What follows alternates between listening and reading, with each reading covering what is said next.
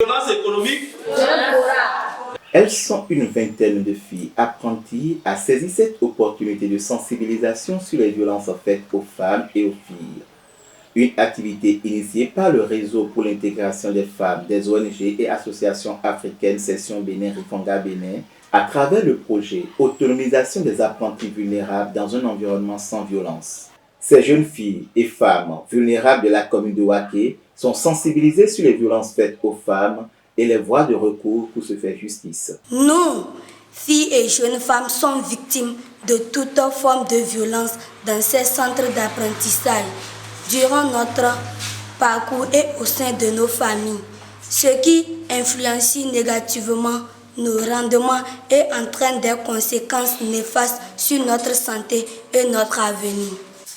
Nous avons constaté et d'autres sont venus vers nous pour nous parler de leur situation, de votre situation, ce que vous vivez. Et quand on fait le tour, en réalité, vous êtes effectivement des personnes en situation de vulnérabilité, en situation difficile. Mais ce qui me fait mal, c'est que vous n'êtes pas consciente de ça. Quand il a parlé de nos mamans tout à l'heure, vous serez pire que ça si vous ne vous prenez pas au sérieux. Pendant 3 jours de formation participative, les participants ont pris conscience de leurs droits. Elles ont pu dénoncer, elles ont démontré des différentes souffrances qu'elles subissent dans les ateliers. Ensuite de cela, les formateurs les ont montré quelles pistes demain elles puissent suivre pour pouvoir dénoncer ces patrons et patronnes qui les menacent, qui ne les permettent pas de suivre ces formations dans de bonnes conditions. À partir d'aujourd'hui, la fille apprentie dans la commune de Waké sait quel est son droit, quel est son rôle. En retour à la maison, dans leur lieu de formation, elles sont tenues d'informer leurs patrons et les patronnes qu'aujourd'hui les donnes ont changé parce qu'il y a une loi qui peut punir.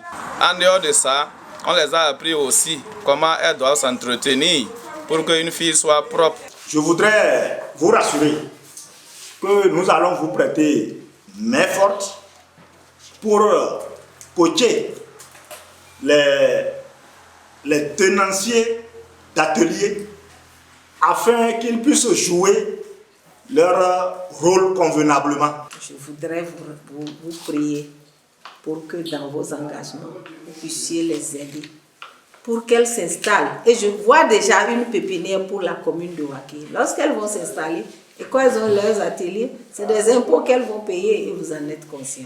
Les violences faites aux filles sont si criades qu'un plaidoyer des filles et femmes en apprentissage sonne comme un appel à l'aide. Demandons au maire et au conseil communal de Waké de rendre fonctionnels et de renforcer les lignes budgétaires d'appui à la formation des artisans que nous sommes, de sensibiliser les patrons pour que la formation des apprentis que nous sommes reste dans le cadre strictement professionnel, de sensibiliser les patronnes et patrons contre une pratique courante dite lavage de l'atelier suite à une grossesse d'une apprentie qui consiste à payer 50 000 francs plus moutons, pintades, etc.